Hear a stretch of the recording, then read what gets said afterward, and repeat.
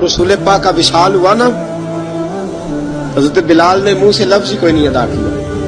किसी ने अपना दुखड़ा किसी अंदाज में सुना लिया। हजरत उमर ने कहा, जिसने कहा हुजूर विशाल करके गर्दन उड़ा दूंगा। हजरत उस्मान गनी ने कहा, खबरदार कोई मुझे आके ना बताए कि मुस्तफा विशाल कर गए।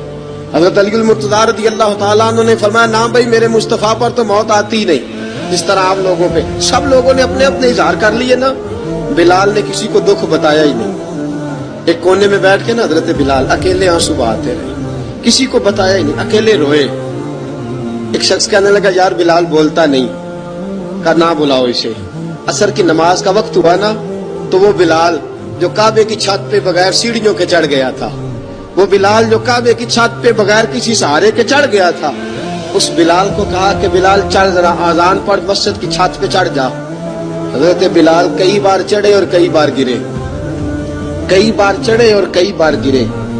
हजरत बिलाल हबशी रज़ी अल्लाह तआला ने आवाज दी, कहा सलमान मेरी मदद करना, मेरी मदद करना, अब मुझसे चढ़ा नहीं जाता, अब मुझसे जाया नहीं जाता। जनाब सलमान फारसी ने भी सवाल नहीं पूछा कि बिलाल तू बीमार है, ये नहीं पूछा।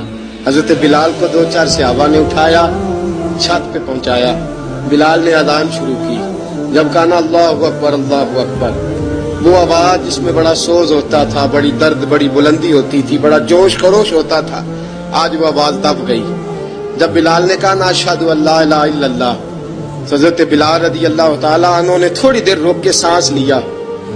जब कहा ना अशहदु अन्ना मुहम्मदर रसूलुल्लाह, जो सारे चुप खड़े थे ना, उनमें से एक बाबा रो पड़ा, इसका नाम अबू बकर सिद्दीक था।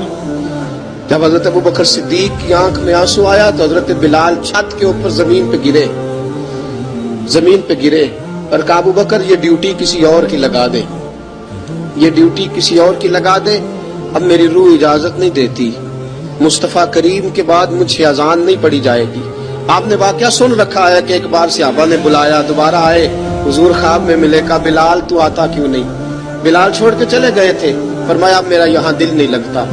मुल्क के शाम के शहर हलब में चले गए थे, छोड़ दिया था मदीना मुनव्वरा, अब मेरी निगाहों में जचता नहीं कोई, जैसे मेरे महबूब हैं ऐसा नहीं कोई। हुजूर ख्वाब में मिले, आए मदीने। हजरत बिलाल आखिरी बार, लोगों ने कहा अजान पढ़ो, कहा मुझे वो अजान भूल ही गई है जो मुझे मुस्तफा करीम के जमाने में पढ़ा करता था, मुझसे नहीं पढ़ी जाती, ना मुझे कहो, मैं कैसे पढ़ूं। इमाम हसन और हुसैन ने आके दामन थामा ना, तो कहा बेटा मैं तुम्हारी नानी का भी नौकर रहा हूं, मैं तुम्हारी माँ की चक्की भी पीसता रहा हूं, मुझसे कोई फरमाइश ना कर डालना, मैंने नौकरी की है और मुझे अगर अल्लाह ने तौफीक दी तो मैं तुम्हारे बच्चों के पैर भी धोया करूंगा। लेकिन इमाम हसन रज़ी अल्लाह तआला अन्हु ने फरमाया बिलाल एक बार तो अजान सुनानी पड़ेगी। सुनाई बिलाल ने अजान। कोई घर मदीने में ऐसा नहीं था जहां से रोने की आवाज ना आई हो।